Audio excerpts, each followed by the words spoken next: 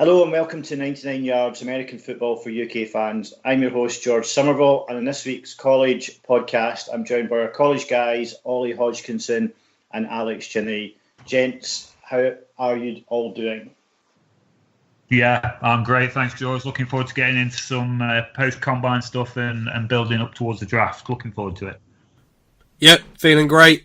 It's a weird time of year because in that sort of period before NFL free agency starts, and you can't really change any of your mock drafts or anything, or any of your draft thinking while you're waiting and seeing who the NFL teams pick up in free agency. So just here to tell them all there's a cheaper and better option somewhere in the draft.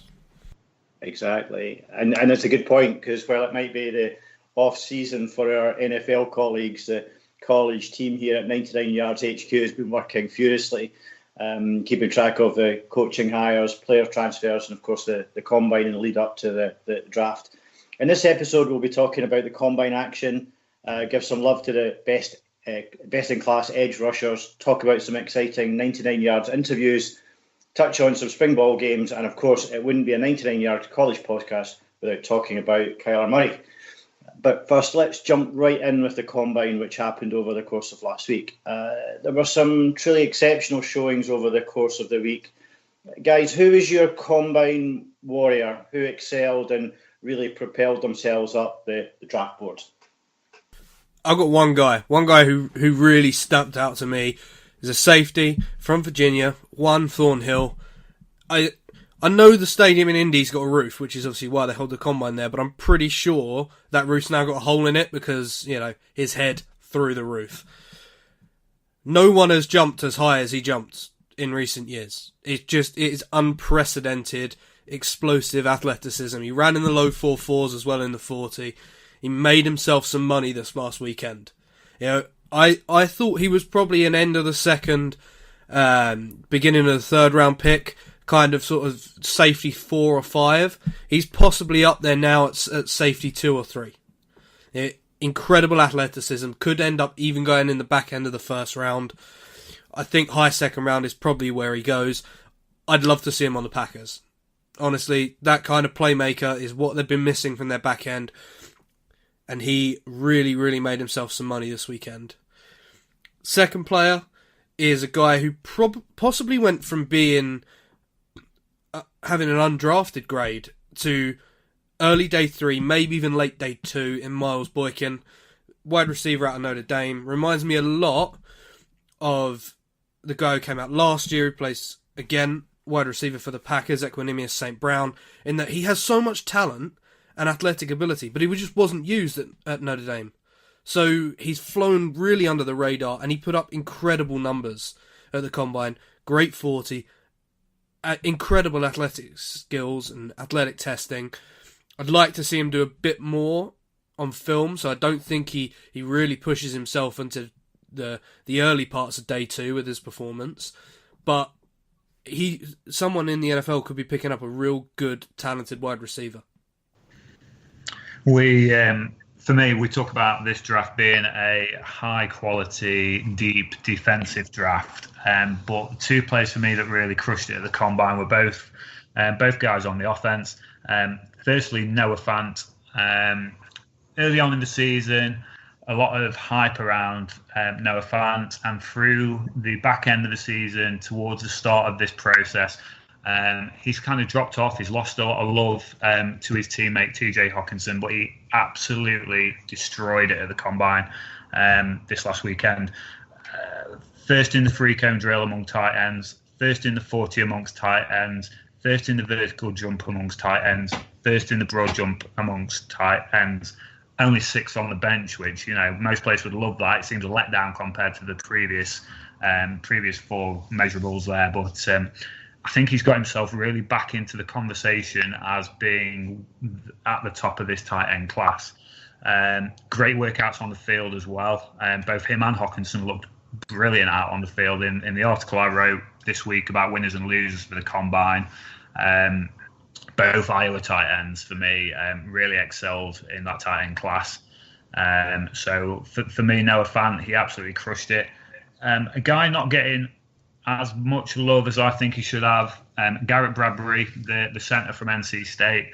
We talked on last week's podcast about the O-line not being the sexy picks, the sexy positions in football, but Garrett Bradbury absolutely destroyed the combine, and may well be the best centre to come out in the draft for a number of years, I think. Really put himself in the conversation to be a first-round pick. Second in the bench, great skill, great strength, should I say there. Third in the 40 as an O-line man there.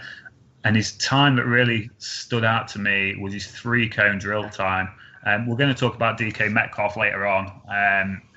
Garrett Bradbury is a centre, first for all O-linemen with a 7:41 in the 3-cone drill. Only just slower than DK Metcalf, a wide receiver. So a great performance from him for me.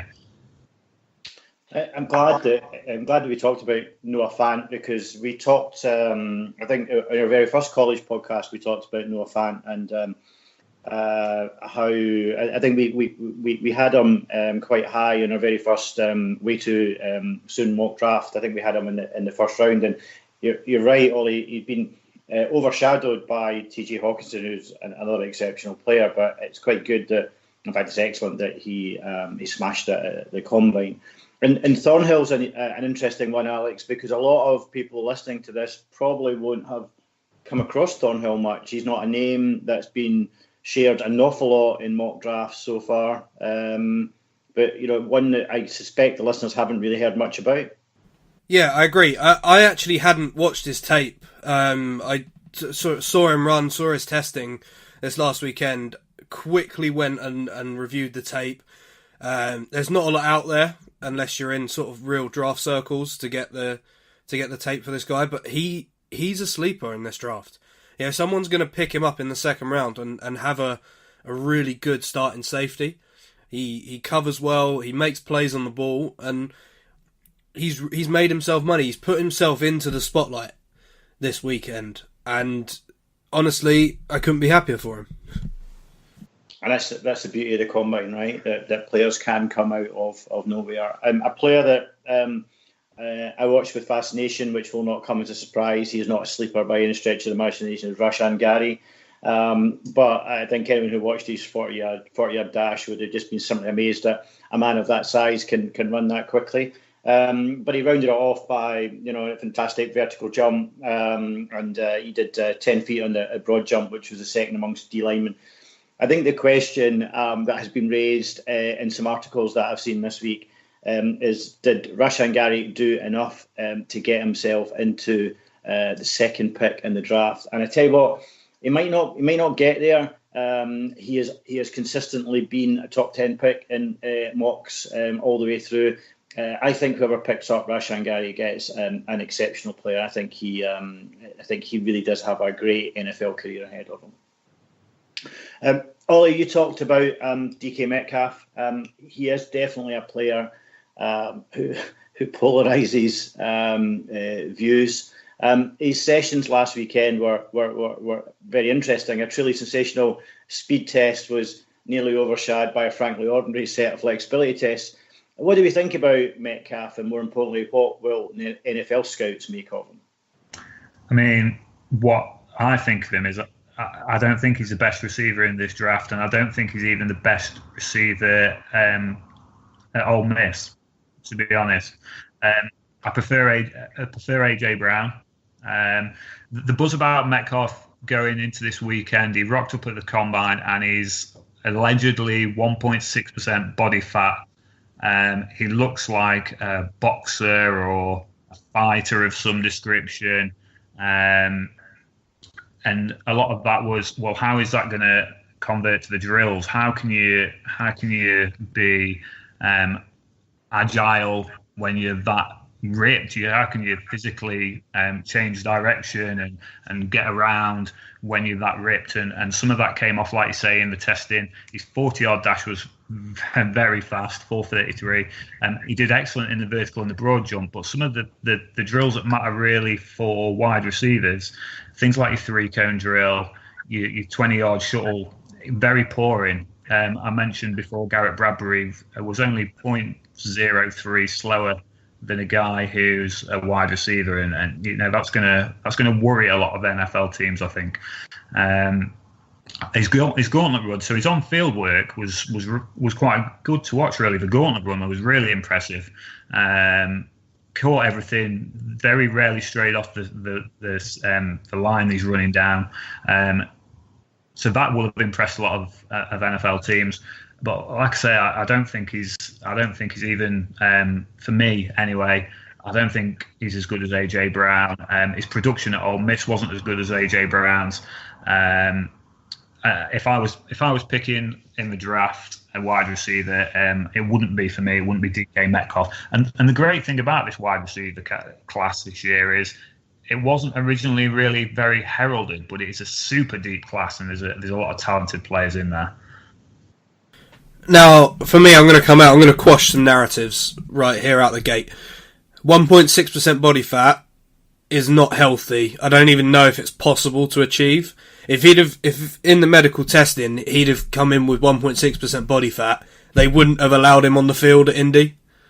It's just not in any way possible. So, I know it was tweeted out by Rap Sheet, some real guys in the know. It can't be true. There must be a mistake in there somewhere. I think that's why I use allegedly when I was talking about it. It can't be. Secondly, yes, his agility drills were poor. They weren't the end of the world. I think you go back, you look at the tape. That is what really rules all. You can make yourself money, you can lose yourself money at the combine. But going back, watching the tape, he is a quality receiver. I don't think he's moved much from where I would have had him going into the combine. Because, yes, his 40 time was special. At that size, that weight, it was a fantastic run. The agility gain drills pulled him back down a little bit. I think if he posts good agility numbers at that size, he's a top 5 pick. The Raiders are coming out and they're picking him at 4 overall. But he didn't. He didn't back that up. I still like him to the Bills in the first round. If not, I think Washington at 15 is the logical landing spot. I do think he's the best receiver in this class. You just look at what he did this year, coming in, completely took over the Ole Miss offense from AJ Brown. And if he hadn't have had his neck injury, he would be the clear wide receiver one, in my opinion, because if he'd have put up a whole season's worth of numbers the way he was going for the first half of this season, there's no one in the draft who can really have the CV to match him, to match his production in the setting it's been done at a Power 5 conference, a Power 5 school, in big games.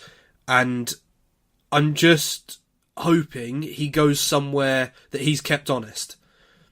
Yeah, if he goes somewhere and gets bad advice and bad coaching, then he could flame out the league very quickly. But if he goes somewhere where you get quality wide receiver coaching, similar to a sort of Pittsburgh situation where they always seem to push out top quality wide receivers every single year when they draft them, he will be a quality NFL wide receiver.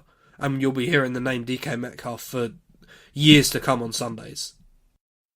I guess it's no great surprise that I'm going to come in somewhere in between you two guys, because he's polarised you two, that's for sure. But I think if you look at those initial stats, his 40, his bench press, his vertical and broad jumps, he compares very well with Julio Jones. His size, his weight, his measurables stack up, and there's a lot of teams. I think, right, Alex, number 9 at the Bills is the hot pick just now, because if you look at that and you're blown away by that, and you think you can work with everything else, then he would be a very good pick for you. The other, the 20-yard dash and the 3-cone drill, he was actually in the bottom 2% of his class. So it was a truly polarising set of results. So, and I think I did actually have a quick look at some tape on the back of that, and I think a lot has been made of the fact that he's one of these guys. If you get him on a straight run and you chuck the ball up there, he will get it. But when he has to start flexing his roots and coming inside, he's struggling a little bit. So I think it'll be interesting to see what happens with it. I have no doubt, I think, Alex, you're right, that what will happen is some teams will just look at those numbers and say, listen, we cannot let this guy go past. It'll be good to see if he ends up a top 10 player. So just lastly on the combine for now, it's not uncommon for players to be asked to try out at different positions. And it would seem that this time around, Ed Oliver and Trace McSorley were asked to do this. Both of these guys are very talented at their current positions. So the question I'm throwing out to you guys is this a good move for them? What do you think about trying out a different position? And was there anyone else who stood out for you? So, I mean, the obvious person to talk about here is Ed Oliver, so I'm going to discuss Trace McSorley for a little bit. Trace is many things, and he's a player I've enjoyed watching a huge amount during his college career. The way he played against Michigan on whiteout night a couple of years ago, when Saquon did Saquon things that night, but Trace McSorley won Penn State that game. And he's talented in a lot of ways, but he's not talented in the ways to make him an NFL caliber quarterback. He doesn't have the traits, he doesn't have the accuracy and the production needed to really make me take him seriously as an NFL quarterback. He's a fantastic athlete. Ran 40 really, really well. He did all the agility drills really, really well. I think he's really hurt his draft stock by not doing defensive back drills. And I think if an agent is coming to him and saying, yeah, you can make it as a quarterback in the NFL, then that agent's doing him a disservice.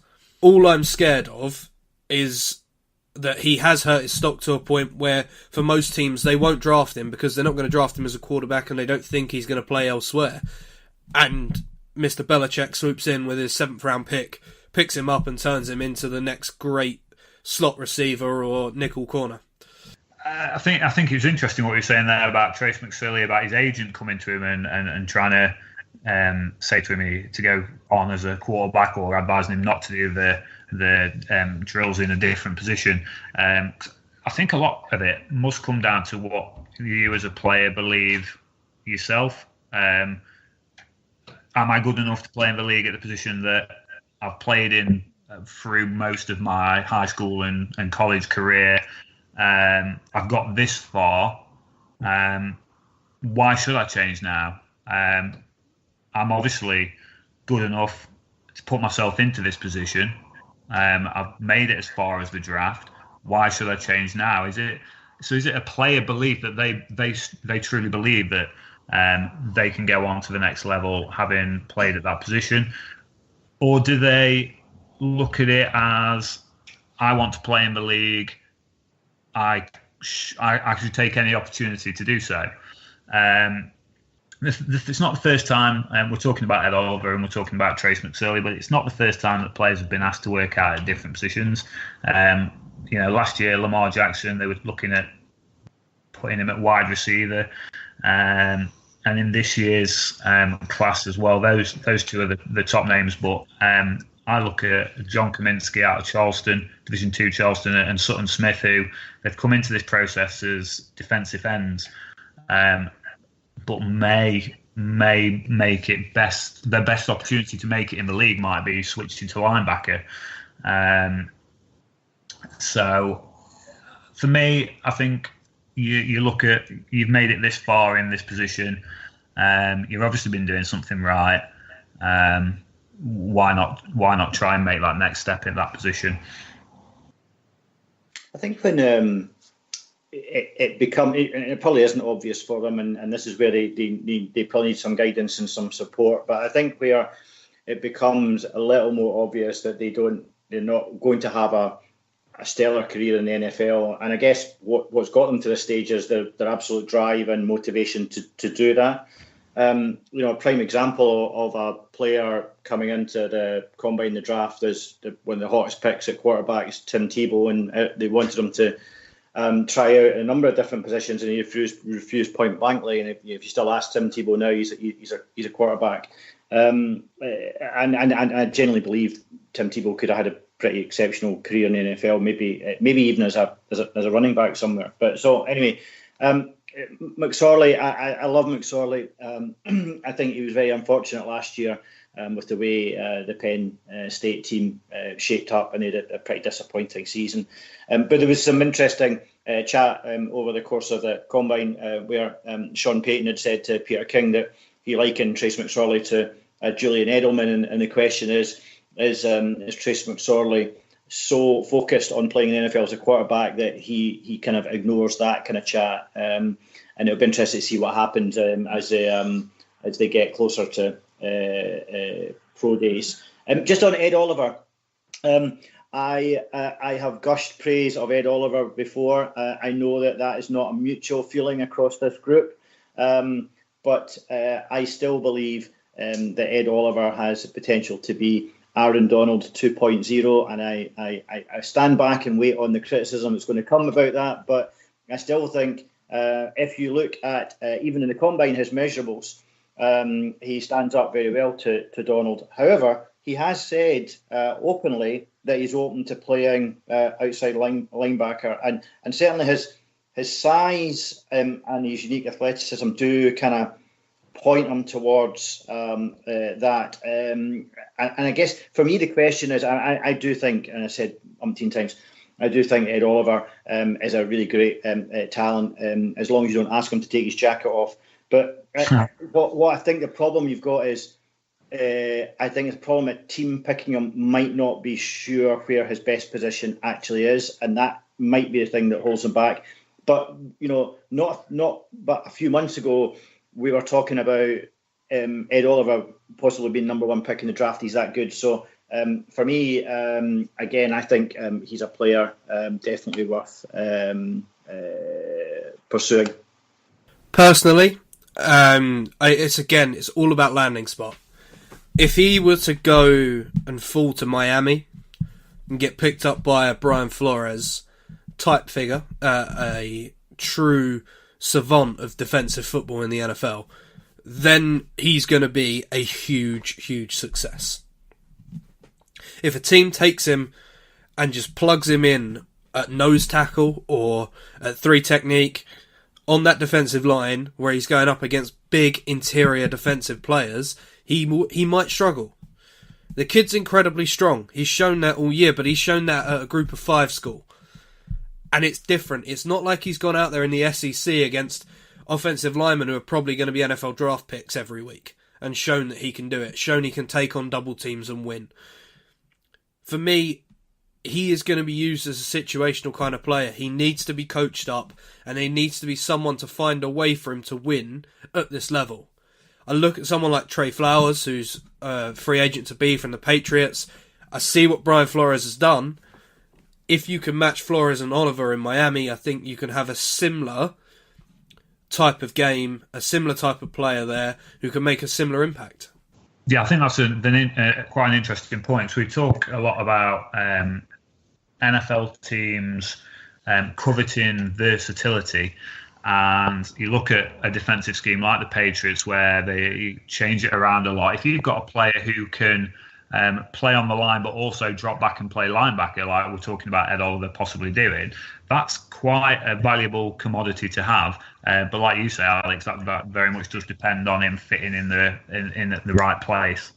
So what I think so far is quite amazing that we've got roughly about half an hour in, Ollie, and you haven't name dropped any of your new college stroke NFL pals. But what we're going to talk about now is what you've been up to over the last couple of weeks, which is actually really, really exciting. You've been interviewing some college players and future NFL stars. And so far you've spoken with 3 college players who are negotiating the draft process this year. How about you give us a a rundown of who you've been speaking to and pick out some highlights from your interviews. Okay, so not long after the national championship game, I started thinking about what we could do on the build up to the draft, looking at player prospects that maybe weren't quite so well known already in the UK, and players who were going through things like the Senior Bowl, the Shrine Games, the Combine, and looking at how we could sort of get their profiles across to the readers of our website.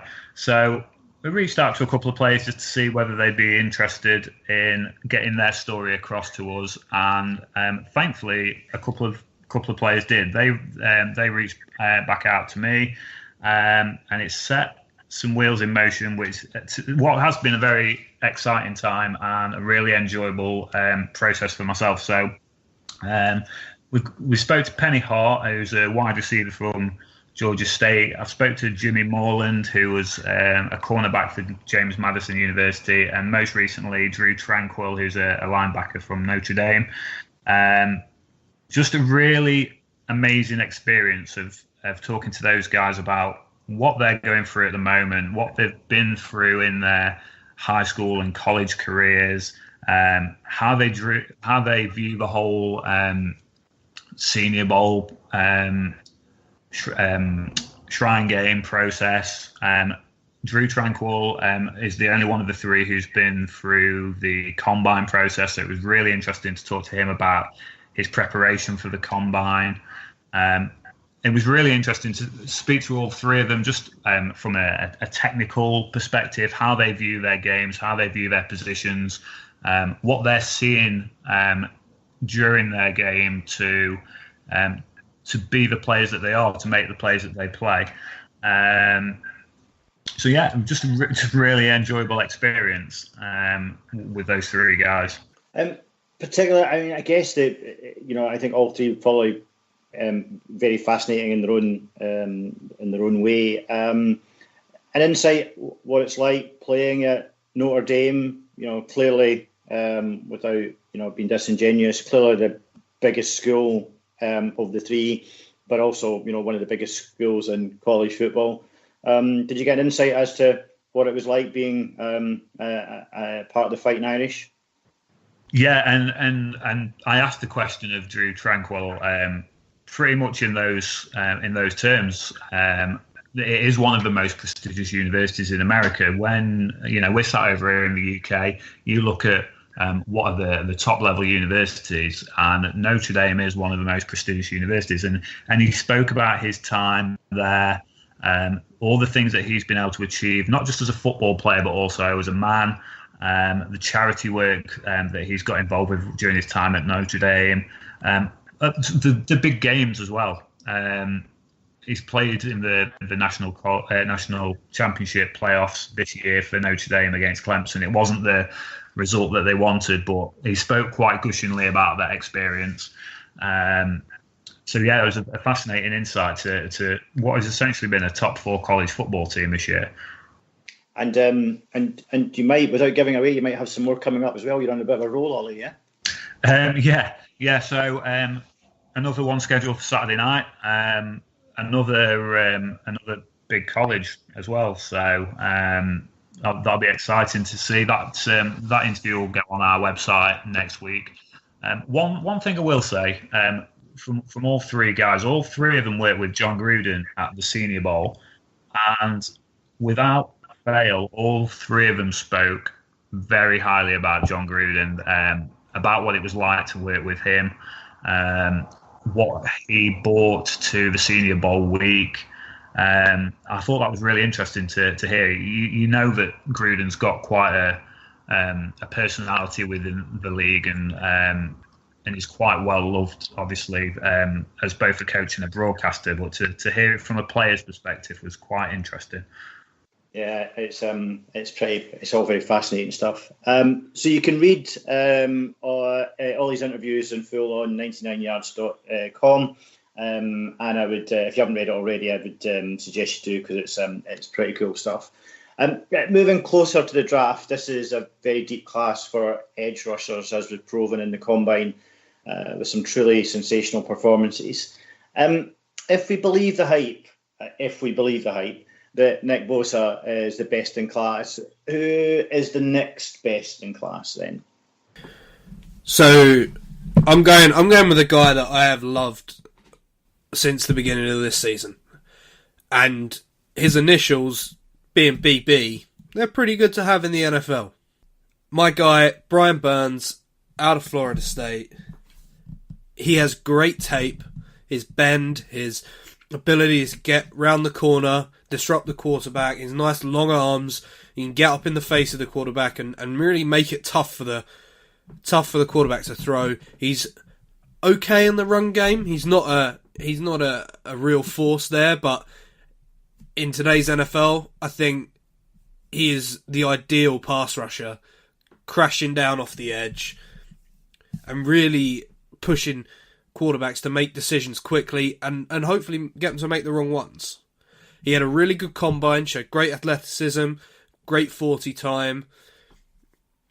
And for me, I think he is the next best one behind Bosa. I think he's got all the tools he needs to succeed at the next level.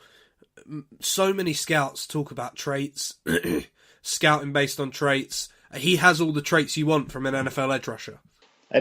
You've at least been consistent all the way through, Alex. I have to say you've never changed your tune. I do have this picture of you sitting there with a Brian Burns t-shirt on. To be perfectly honest, you're ahead of that fan club. The only thing I would say is when you said about the initials BB, the first name that sprung to mind was Blake Bortles, but I'm presuming you're not comparing him with Super Blake. The player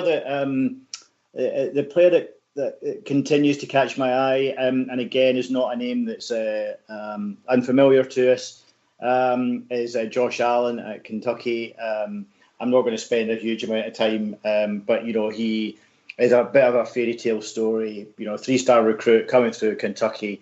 That last year with the Wildcats was a fantastic year. He played. The thing about his time at Kentucky was because he was so good. They got him playing in a number of different coverage setups. So the question, I think, when people watch his tape is where exactly are we going to play him and how are we going to utilise him? So there is a question whether I think he is an edge, but the question is, can he be utilised elsewhere? But certainly, his technique, he's very fast.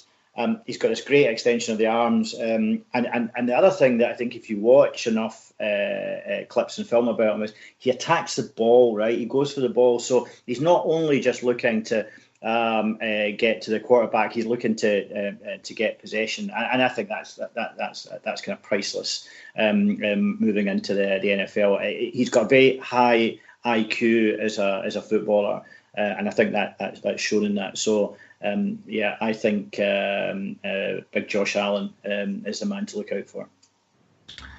And you talk about speed from Josh Allen. My man to look out for has got plenty of speed coming off the edge. Montez Sweat has shown up in the last month when he's needed to. He has been outstanding. He had an awesome week at the Senior Bowl. He looked just phenomenal. He's had an awesome combine. He's had 2 great seasons at Mississippi State, 19 sacks in 2 seasons. I love Josh Allen. I've not always been on the Brian Burns train with Alex, but he's an awesome edge rusher. But I think Montez Sweat, he's that next guy.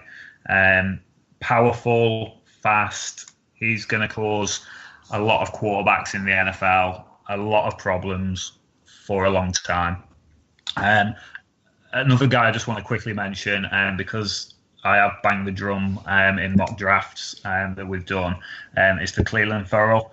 I don't think, as a guy who was a centerpiece in one of the best defensive lines that college football has seen, I don't think he gets the credit that he deserves, Cleveland Ferrell. But he's also going to be a great edge rusher in the NFL, and apparently absolutely killed it in the interviews with teams in Indianapolis. He was reported on Matt Miller's Stick to Football show that most people that spoke to team executives when they asked who their favourite interview over the Combine weekend was, it was with Cleland Furrell. Excellent football guy, excellent character guy.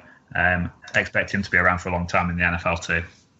Yeah, the Furrell talk is interesting. I mean, I really like him as a player, same as you. This period post-Combine, he was never going to be talked about much because he was never going to test off the scale well at the Combine. We knew that going in.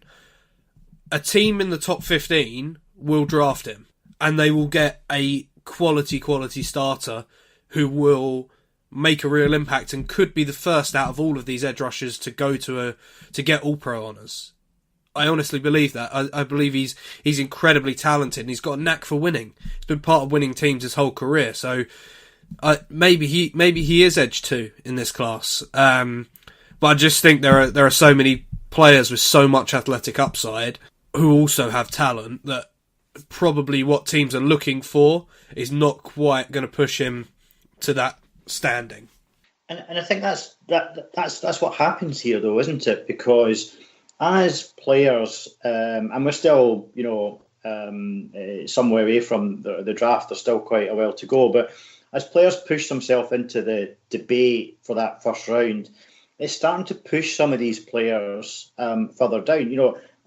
As I said, we were talking, a couple of months ago that Ed Oliver might go number 1 in the draft. Now, the question is whether he goes in. I think he does go in the first round, but the question is how far down does he go? So, I think when you get down to the middle of the first and below, you in this draft class, you're picking up some really quality players who, as you've both said, will walk into a team as a starter. And I have to say, I mean, Ollie, you talked about Montez Sweat. I mean, Twitter erupted when he was doing his combine test. I mean, the guy was just awesome doing his 40-yard dash. For a guy so big, that was incredible. So he's been. We've talked about him before, and he's been there or thereabouts. But another one who absolutely propelled himself into the debate. So in now what is becoming a regular feature of ours, we move away from the Combine and we move on to this week's Kyler Watch. Since we last spoke on the pod, all of the hot money is on Murray being taken number 1 by the Arizona Cardinals. In fact, Daniel Jeremiah's mock draft 2.0 has Murray going number 1 to the Cards. So the question is it a done deal? Firstly, is Murray really a number 1 pick, or are the Cardinals laying a smokescreen here? So, if the Cardinals have hired Cliff Kingsbury, they have gone all in on a young offensive head coach. Pick Kyler Murray. If he's the guy that Kingsbury says is best for his system, pick him. Get him in the building, ship Josh Rosen out. I think they can get a first-round pick for Josh Rosen. I think the Redskins, if you get onto draft night and Murray goes first overall, Haskins goes 6, Locke goes 10 to Denver, then the Redskins will panic and give you a first-round pick for Josh Rosen. I truly believe that. Or you come into a situation where Murray goes first overall, Haskins maybe goes 4th overall to the Raiders, and then the Giants are sitting there with a pick at the top of the second round that they can send over to Arizona for Josh Rosen. It's basically a first-round pick. There's too much need still, and there always will be for quarterbacks. There's Dave Damashek, who has a really, really good show through the NFL media channels, has said it over and over again. It's a strange thing, but we can't find 32 individuals to play quarterback. No matter how many people there are on earth, we cannot find 32 competent quarterbacks at NFL level. Arizona have got one, but he's not a good fit. And if they trade him, they'll get a first back, so they should absolutely take Murray if he is the fit. Yeah, I mean, we talk about the trading of Rosen, and I've seen all sorts of things bandied around as to what people think the Cardinals will take for him. They're not taking anything less than a first, or like you mentioned, Alex, a very, very early second-round pick, which is, it boils down to essentially being up there with a first-round pick. I've seen talk of them taking a third for Rosen or even a late second. Then they're not taking it. They're not taking a late pick like that for someone that they traded up to 10-4 last year. It's not happening. So in terms of what the Josh Rosen situation looks like, unless they get a first round pick, to my mind, he's not going anywhere. Whether that means they shouldn't take Kyler Murray or not is a different matter. I mean, for me, Kyler Murray he's a funny one. He's a talented individual, very talented. We've loved watching him, especially this last year, and we've enjoyed talking about him a lot on the podcast. At the moment, and I put in my winners and losers from the Combine article that I thought Kyler Murray was one of the losers from the Combine. And the reasoning behind that was just how he's portraying himself in this process, how his whole actions, his interviews, everything about how he's going about this process to me is not it's not ideal. And I know I was watching NFL Network and reading Charlie Casserly's comments, and it seems to be that there is a lot of talk about GMs not viewing Kyler Murray's character quite as highly as his football talent. And who knows what that does to his draft stock. It's very difficult to put a value, I think, on Murray. There aren't many NFL comparisons for him, if any. And I think that very much makes his value difficult to gauge. But I've been particularly unimpressed by his composure in the process over the last couple of 3 or 4 weeks. Yeah, I don't think for me he hasn't handled the situation well at all. The whole will he, won't he? I guess you just have to accept. I'm just showing my age now that kids will put everything on social media, but the whole will he, won't he? Maybe yes. I'm going to play NFL. I didn't think that was a particularly professional way. We had, if I remember rightly, we had quite a debate on our 99 Yards forum because I said I don't think it endears them to newer teammates. A lot of people said, but it doesn't really matter, and I think a lot of this does, because I think GMs will look at this and say, this is going to be our QB1. This is the guy who's going to lead our team. Is this the way that he handles himself? So I have to say, I never have been the biggest fan of Josh Rosen. So if Josh is listening, I do apologise. But I never, of all the quarterbacks last year, they said he was the one who was the most NFL ready, and I never bought into that. I think, as we've talked about a couple of times on this pod tonight, he landed at the wrong place. Maybe if he'd gone somewhere else, he would have had a bit more protection. I mean, the Cardinals last year were awful, so there wasn't an awful lot going for him. But again, I just don't think we saw anything like the Josh Rosen that it should be. But I'm not convinced that he's the guy. Would I trade him for a first pick? If I'd have to be pretty desperate to want Josh Rosen as a QB to trade him for a first. I like you guys, I've seen a lot of talk about a third. I guess the question here is, if they don't get anything higher than a third, what do they do? Because clearly Kingsbury's come out again, and the GM's come out, and they've just made some kind of contrary noises about. Effectively, they sound very much as if they're going to take Murray at number one. The overriding fact here, and we talked about this with Metcalf, is that Murray's stats last year were off the chart. And this is not a good comparison, but Kyler Murray's QBR rating in the pocket last year at Oklahoma was better than Andrew Luck's QBR rating in the pocket in his last year at Stanford. And at Stanford, without a doubt, Luck had a far better protection round about him than Murray had at Oklahoma. So, to me, you cannot ignore some of this stuff. He's a talented lad. It comes down to would he get the right fit? Would he be in the right place? I'm not sure. As I've said a few times now, in this draft class, that you give up a Bosa, you give up an Allen, Rashan Gary, to pick someone who is a bit of a gamble.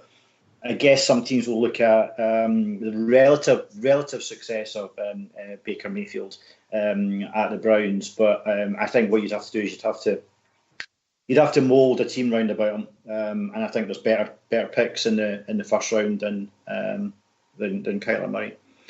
I'm almost certain that's not the last time we'll talk about Kyler Murray over the next few weeks and months. But just to round things up, if the national championship game is still fresh in your memory, you may be shocked to hear that spring training is underway and we have a number of spring ball games on the horizons.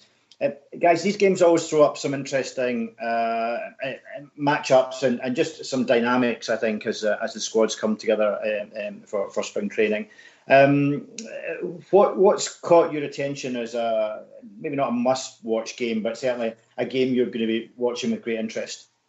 I mean, I think a team to watch through, and for me, through the spring ball games, and we've talked about them, if not on the previous pod, certainly privately between the three of us. I think Oregon are going to be an interesting team to watch this year. They are obviously returning Justin Herbert, who was talked about. You know, we've spoke about Kyler Murray. Justin Herbert was talked about as being the number one quarterback in this draft if he came out. He didn't come out. He's gone back to Oregon. They've recruited very well this time around. So I think they're a team very much to watch for this year. Very easy route to a championship game, I think, as well. So, yeah, if we're looking at things to watch in spring ball, they're one of the teams to watch. Players I'm looking forward to watching. Getting an early sighting of McCaffrey. It's a well-known name in the NFL. We're looking at Christian McCaffrey at the Panthers at the moment, doing fantastic things for them. He's come out off the back of a really great season. His brother, Luke McCaffrey, will be a freshman at Nebraska this year. He is an absolute athlete. They don't have him listed as a position. They just have him listed as an athlete. But he plays quarterback, and he looks like he's probably going to start his college career as a quarterback. So it'll be quite interesting to watch. And my final piece on the spring ball. Looking forward to getting a first look at possibly the first running back Heisman since 2015. Derrick Henry was the guy there. I'm looking forward to seeing my man AJ Dillon at Boston College. He had a great season last season. A couple of injuries which waylaid him, but I think he could be an early heads up to a potential Heisman for this year. I mean, if Dillon gets invited to the Heisman event, he's done well because, well, you know, the Heisman is very much like the MVP award in the NFL. It is a quarterbacks only award, as I think we've seen in recent years. I mean, I'm also interested in seeing how Kayvon Thibodeau plays at Oregon in their spring game and spring ball. Number one overall recruit this year on ESPN. I think he also topped the 24/7 composite as well. He could be the guy that catapults them to a Pac-12 championship game. I think Jacob Eason at Washington and his squad are going to have something to say about that. But it should be interesting. It should be really, really interesting. Of course, we're talking college programs, so I'm going to get the Texas love out of the way early on. You all knew it was coming. As soon as you saw spring ball, you knew Texas was coming out. Of course, Brew McCoy was the name on everyone's lips in January. Super Bowl. What? I think he has what it takes. If he is allowed to play this year, I think he has what it takes to win the number 2 job at Texas as a wide receiver. I just think that there's a lot of questions. There's a big competition going on there, and it'll be interesting to see how they go in spring ball. The other thing is that most of the Texas quarterbacks want to leave. They're transferring out because Sam Ehlinger's so entrenched as the starter there. So it'd be interesting to see who the Longhorns trot out in their spring game at quarterback, or in the 2 quarterback positions, should I say. And finally, to follow up on the McCaffrey point, the third brother, Dylan, is I think he's a junior now at Michigan. or a sophomore at Michigan, quarterback as well, and it'd be interesting to see him in the in their spring game as he tries to push Shea Patterson for the starting job. Well, staying in the Big Ten, I think it's going to be a little bit interesting to see what happens at Ohio State this year with, quite frankly, a huge amount of change.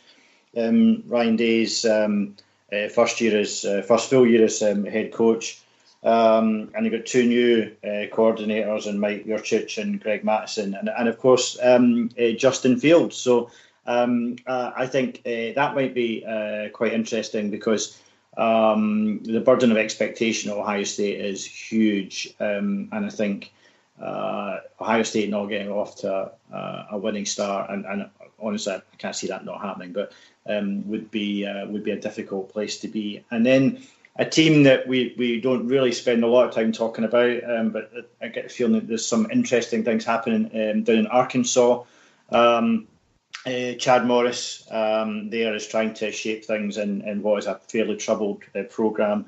So troubled that their two quarterbacks have transferred out this year with some remaining eligibility on them. Ty Story and Cole Kelly have moved on.